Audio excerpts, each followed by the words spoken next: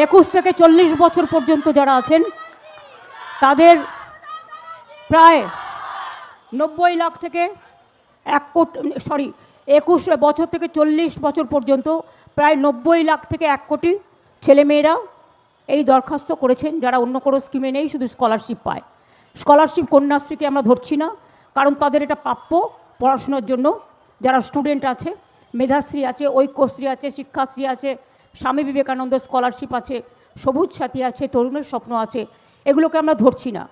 এটা হচ্ছে 21 থেকে 40 বছর যারা কোনো চাকরি বাকরি পাননি, আমরা তাদের দিচ্ছি। এবং যারা অ্যাপ্লাই করেছে, প্রায় 1 কোটি ছেলেমেয়েরা অ্যাপ্লাই করেছে।